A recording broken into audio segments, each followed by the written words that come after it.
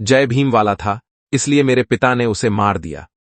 इस लड़की के शब्द सीने में तलवार की तरह उतरते हैं और यह एहसास दिलाते हैं कि इस देश में जात हैं कि जाति ही नहीं। और वो जय भीम वाला होने की वजह से घर वालों ने साफ साफ मना कर दिया था। उसके साथ शादी के लिए महाराष्ट्र के नांदेड़ में जो कुछ हुआ वो किसी फिल्म की कहानी नहीं, किसी उपन्यास की कल्पना नहीं, बल्कि वो कड़वा सच था जिससे हमारा समाज हर दिन भागता है। और वो जय भीम वाला होने की वजह से घर वालों ने साफ साफ मना कर दिया था। उसके साथ शादी के लिए जिस लड़की को आपने सुना, यह उस लड़की की कहानी है जिसने अपने प्रेमी की लाश का माथा थाम कर सिंदूर भरा, क्योंकि घर वालों ने जाती है और जय भीम का नारा देकर उस लड़के को मार दिया जिससे उसकी अपनी बेटी शादी ही करना चाहिए थी। और वो जय भीम वो वाला होने की वजह से घर वालों ने साफ साफ मना कर दिया था। उसके साथ शादी के लिए आज ये कहानी सिर्फ सक्षम और आंचल की नहीं है, ये उस भारत की है जो 204 की तरह है। सक्षम की हत्या कोई क्राइम नहीं, सामाजिक फैसला था। सक्षम को इसलिए नहीं मारा गया कि गलत था, इसलिए मारा गया क्योंकि उनके जैसा नहीं था, उनकी जात का नहीं था। वो जय भीम वाला था और ये ओबीसी वाले थे, वो दलित था। और सवाल वही कि ससुरी ये जात है, जाति ही नहीं। वो जय भीम वाला होने की वजह से ने साफ साफ मना कर दिया था।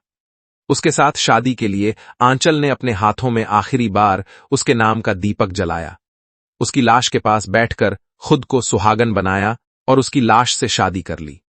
और जब यह सब कुछ हुआ तो जो दृश्य आया वो रोंगटे खड़े कर देने वाला था। लड़की ने अपने पिता के बारे में, अपने इश्क के बारे में जो कुछ कहा वो अंदर तक झकझोर देने वाला था। इस कहानी को हम आपको सुनाएं उससे पहले हम आपको बता दें कि नांदेड़ में ओबीसी वर्ग के एक पिता ने अपनी बेटी के दलित प्रेमी की हत्या की है। पिता को जय भीम वाले पसंद नहीं थे।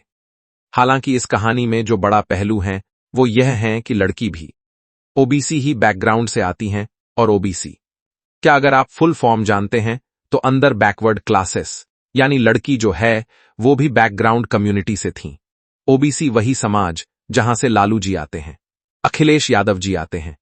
लेकिन ये ओबीसी या कहे कि अंदर बैकवर्ड में भी बैकवर्ड होने का जो जातिगत प्रथा है, जो जात है कि जाति नहीं है, ये उसका संयोग है। ओबीसी एक बड़ा वर्ग है, लेकिन हर बार जात की लड़ाई अपर कॉस्ट वर्सेस लोअर कॉस्ट नहीं होती, कई लोअर नहीं होती, कई बार लोअर में भी लोअर लोअर लोअर होता है। और यही कहानी यहां पर आई है। ओबीसी बड़ा वर्ग है, सामाजिक एकता लगभग है। सवर्ण से ज्यादा ओबीसी जातियां जो लोग गांव देहात में रहते हैं, वो जानते हैं कि एक दूसरे पर जाति अत्याचार करती है। दलितों की जय भीम होते हैं, ओबीसी वाले जय भीम में कम पड़ते हैं, क्योंकि भीम को दलितों ने भगवान माना था। हालांकि इन सब लोगों की लड़ाई जो थी वो सामाजिक चेतना बराबरी की थी। लेकिन ये आपस में जो लड़ाई हुई यह बताती है कि जाति नहीं है। अलग अलग लेसे में हिंदुस्तान में जातियां एक समस्या है। इस कहानी को हम आपको बताए उससे पहले हमारी भी आपसे गुजारिश है कि हमारे चैनल को सब्सक्राइबर कर दें। इस कहानी को हम शुरू करते हैं क्योंकि कहानी वहां से शुरू है जहां से लाश से शादी हुई है। इस कहानी की शुरुआत उससे कहीं पहले उस विश्वास से होती है जिसे इस लड़की ने अपने परिवार में लगाया था। आंचल नाम है इस लड़की का विश्वास, जो बाद में उसी परिवार ने गोली और टाइल से तोड़ दिया। 3 साल का रिश्ता था, 3 साल की उम्मीद, 3 साल की यह जहोजहद, लेकिन 3 मिनट की नफरत ने सक्षम की जान ले ली। आंचल कहती है कि परिवार ने भरोसा दिया था कि शादी करवा देंगे। वह सक्षम के साथ बैठते थे, खाते थे, हंसते थे और फिर उसको मारने के लिए तैयारी कर रहे थे। उसने कहा कि यह धोखा था। हालांकि यह धोखा किसी कहानी का मोड़ नहीं है, यह हमारे समाज का वो सच है जहां बेटी की बात नहीं जाती की इज्जत जो है वो मायने रखती हैं।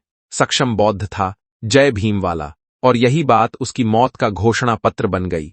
आंचल कहती है कि उसके पिता ने सक्षम से कहा कि अगर शादी करनी है धर्म बदलकर हिंदू बनना पड़ेगा। अगर तुझे मेरी बेटी से शादी करनी है तो तुझे हमारे हिंदू धर्म में आना पड़ेगा। सक्षम ने हंसकर कहा कि अगर उससे तुम्हारी बेटी मेरे साथ खुश रह सकती है तो तैयार हूं। लेकिन सक्षम नहीं जानता था कि जाति के ठेकेदार को धर्म नहीं चाहिए था, सुप्रीमेसी चाहिए थी। उन्हें चाहिए था कि बेटी की जिंदगी पर उनका हक रहे, चाहे बेटी की जिंदगी क्यों न चली जाए। और फिर कहानी में प्रवेश हुआ उन दो पुलिस वालों का जो सुरक्षा नहीं भड़काने का काम कर रही थे। दो लोगों को आंचल ने आरोप लगाया है कि इन्होंने भाइयों को उकसाया। कहानी का वो हिस्सा सबसे खौफनाक है जहां पुलिस स्टेशन में बैठकर पुलिसवाला कहता है, मार क्यों नहीं देते? उसको आपकी बहन के साथ घूमता है, प्यार करता है। और ये कोई फिल्मी डायलॉग नहीं है, यह भी हमारे समाज का आईना है जहां कानून को तोड़ने वाले लोग कानून की वर्दी पहने हैं। इसके बाद आंचल का छोटा भाई सक्षम को मारने के इरादे से निकल पड़ा। उसने कहा, ठीक है, काम कर दूंगा। सक्षम को भनक तक नहीं थी, इस जाल में फंस चुका है। दोस्तों के साथ बैठा था। आंचल का भाई आया, गाली गलौज, धक्का मुक्की, झगड़ा, और फिर पिस्टल निकाली और गोली सक्षम की पसली में धमक गई। सक्षम हक्का बक्का खून बहा जमीन पर गिर गया और सर पर पत्थर उठाकर पटक दिया। 3 साल का प्यार 3 मिनट में खत्म हो गया। प्यार, दो दिलों की उम्मीद, एक लड़की का भविष्य, एक लड़के का जीवन, सब कुछ 20 साल का लड़का था। सक्षम की लाश जब घर पहुंची तो सामने सिर्फ मातम था, लेकिन उसी मातम की दीवार को चीर कर आला आई शांत बाहर से, लेकिन अंदर तूफान। सक्षम की मां के पैरों में सिर रखा, फिर शव के पास आई, सक्षम के जिस्म पर रखा और कहा, अब मैं आई। और उसी की बनकर उसके चेहरे पर आंसू नहीं थे, सक्षम की पत्नी बनकर आई थी। आंचल ने सक्षम के शव पर सिंदूर भरा तो पूरा घर हिल गया। किसी ने रोकने की हिम्मत नहीं की, क्योंकि पहली बार एक बेटी अपने परिवार से नहीं, अपने दिल से पड़ी हुई थी। सक्षम की मौत के बाद वो रिश्ता निभाने निकली थी, ऐसा रिश्ता जो समाज किसी किताब में लिखा नहीं है। पर उसकी प्रेम कहानी के आखिरी अध्याय में अगर हो गया। सोशल मीडिया पर सक्षम की डेड बॉडी से शादी की तस्वीरें वायरल है। लोगों के दिल कांप गए। तस्वीर देखकर आंचल कहती है, मेरा निर्णय है, बल्कि हूं सक्षम की, हूं सक्षम की रहूंगी। सक्षम की मां ने गले लगाया, कहा कि तू परिवार की बेटी है, वो परिवार जैसे सक्षम को जन्म दिया, वो परिवार आंचल को अपनी बेटी बनाकर, और जिसने जन्म दिया था आंचल को, वो उसके प्रेमी को मिटाने की कोशिश में जेल में बैठा है। आंचल कह रही है कि मेरे घर वाले जीत कर हार गए, सक्षम मरकर जीत गया। प्यार को मार नहीं सकते, शरीर को मार सकते हैं, रिश्ते को नहीं। अब यह वाक्य सिर्फ एक लड़की का दर्द नहीं, पूरे समाज पर तंज था, क्योंकि समाज बेटियों के नाम पर फैसला करता है, उनके सपनों के वजन को नहीं समझता है। बाद में पता लगा सक्षम पर कुछ केस भी थे, वहां भी लोग गए तो हैरानी हुई। आंचल के घर वालों ने सक्षम पर झूठा पॉक्सो केस किया था ताकि रिश्ता टूट जाए। बाद आंचल जब बालिग हुई तो केस वापस ले लिया, कहा उसने कुछ नहीं गलत किया था, गलत तो घर वाले कर रहे थे, एक लड़की का प्रेमी के लिए। और आखिरी सबसे मजबूत स्टेप था आंचल। आज सक्षम घर में है, उसी कमरे में जहां सक्षम के सपने, सक्षम की बातें, फोटो, खुशबू मौजूद हैं। कहती है, मैंने सक्षम को नहीं खोया, मेरे साथ हैं, उनका नाम लेकर जीऊंगी, न्याय लेकर रहूंगी। और इस कहानी में सबसे बड़ा शब्द न्याय ही है। न्याय पुलिस वालों से, न्याय भाई से, न्याय परिवार से, उस पिता से जिसने सक्षम को इंसान नहीं समझा और जिस भाई ने मार दिया, जिन लोगों ने उसे सिर्फ जय भीम वाला समझा। उसी समाज से न्याय। आंचल कह रही है कि सक्षम जिस तरह तड़प तड़प कर मरा, वैसे ही सजा मिलनी चाहिए।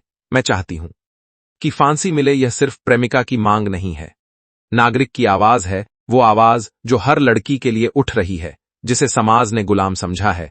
आज ये कहानी सिर्फ सक्षम और आंचल की नहीं है, ये उस भारत की है जो 204 में पहुंच गया, लेकिन जात दिलों में 1824 की तरह है। सक्षम की हत्या कोई क्राइम नहीं, सामाजिक फैसला था।